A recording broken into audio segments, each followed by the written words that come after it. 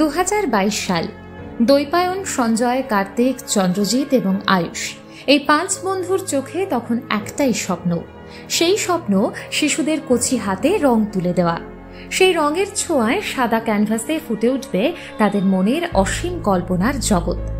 আমি আজকে একটা গণেশ ঠাকুর এঁকেছি, আমার খুব ভালো লেগেছে। আমার এখানে এঁকে খুব ভালো লাগছে। আমি একটা গণেশ ঠাকুর এঁকেছি, আমার খুব ভালো লেগেছে। আমার এখানে আঁকতে খুব ভালো লেগেছে। রং করতে অনেক ভালো লেগেছে। এই গণেশ ঠাকুরটা আমি এঁকেছি। প্রত্যন্ত অঞ্চলের যেসব শিশুরা নিজেদের কল্পনাকে নানান প্রতিবন্ধকতার কারণে বাস্তবে রূপ দিতে পারে না, তাদের জন্যই 3 বছর আগে এই স্বপ্নের বীজ বোনা হয়েছিল। সেই স্বপ্নের নাম স্পার্ক অফ কালার্স। 5 বন্ধুর সেই স্বপ্নে আজ সামিল প্রায় 50 জন বন্ধু। তাদের এই দলটিতে কেউ এখনো পড়াশোনা করছে, কেউ বা পেশাদার জীবনে ব্যস্ত। কর্মসূত্রে অনেকেই ঝাড়গ্রামের বাইরে থাকলেও রঙের টানে তারা ঠিক ফিরে আসে এই অরণ্য শহরে। তাদের উদ্যোগে ঝাড়গ্রাম জেলা ও জেলার বাইরে বিভিন্ন স্থানে আয়োজিত হয় অঙ্কন প্রতিযোগিতা। তেমনই এক প্রতিযোগিতার এবছর 3য় বর্ষ। রবিবারের বিকেলে বৃষ্টি ভেজা স্নিগ্ধ বাতাস গায়ে মেখে অরণ্য শহরের জামদা অঞ্চলের একটি বহুতলে জড়ো হয়েছিল শত শত ক্ষুদে শিল্পী। নানা বিভাগে সবাই তখন মগ্ন হয়ে আছে নিজেদের ক্যানভাসে। কেউ আঁকছে দুর্গাপূজা, কেউ বা গণেশ, কেউ ধরে রেখেছে প্রকৃতির এক টুকরো রূপ, আবার কারোর তুলিতে ফুটে উঠেছে গভীর সামাজিক বার্তা। এতেই বোঝা যায় সমাজের কালিমা কিভাবে কচি মনেও দাগ কাটে, আর ছোট্ট প্রতিবাদী মনগুলো কিভাবে আঁকাকেই প্রতিবাদের ভাষা হিসেবে বেছে নেয়। এই ছবিটার মাধ্যম দিয়ে আমি বোঝাতে চেয়েছি যে গত বছর যে আরজিকর মামলার ব্যাপারটা হয়েছিল, সেই নিয়ে এই টপিকটা আঁকা হয়েছে। এতে একটা ডাক্তার যার সাথে খারাপ ব্যবহার করা হয়েছে, সেই ছবিটাই আমি এর মধ্যে তুলে ধরতে চেয়েছি। মানুষ সময়ের সঙ্গে যদি গাছ লাগায় তাহলে আমাদের পৃথিবীতে অক্সিজেনের কমি হবে না এবং মানুষ বেঁচে থাকবে। কিন্তু মানুষ সময়ের সঙ্গে যদি গাছ কাটে এবং গাছকে নষ্ট করে, তাহলে মানুষ আর বেঁচে থাকতে পারবে না। এতক্ষণ ধরে ড্রয়িং করে আমার সবার সাথে খুব ভালো লেগেছে। স্পার্ক অফ কালারকে আমি ধন্যবাদ জানাই যে এরকম একটি বসার সুযোগ করে দেওয়ার জন্য। আজকের প্রজন্ম ক্রমশ মুঠোফোনের ক্ষুদ্র জগতে আবদ্ধ।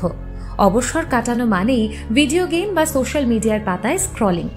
বই পড়া, ছবি আঁকা, গান বা আবৃত্তির মতো শিল্পগুলো যেন শখের তালিকা থেকে ধীরে ধীরে হারিয়ে যাচ্ছে।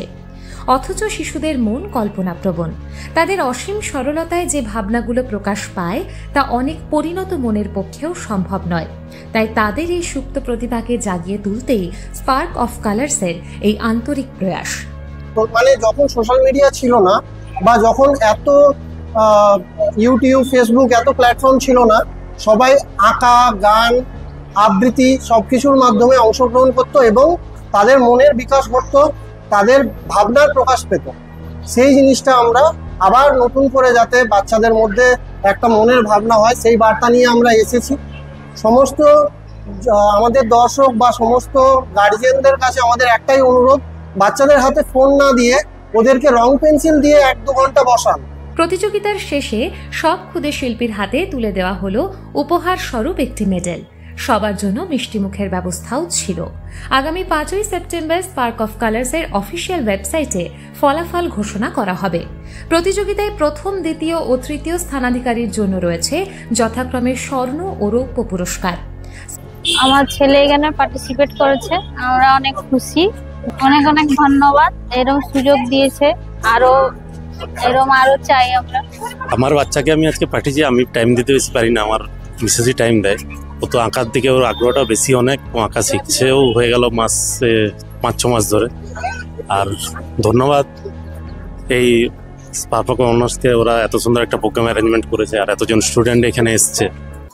যাক, ভালোই লাগছে। এরকম প্রোগ্রাম আরও হোক, বাচ্চাদের এতে ওদের আঁকার ইচ্ছাটা অনেক বাড়বে, ওরা প্রোগ্রাম ভালোভাবে করবে, অ্যাটেন্ড করবে, এটাই ভালো। যাক, স্পার্ক অফ কালার্সের সদস্যদের ভাবনা শুধু এখানেই সীমাবদ্ধ নয়।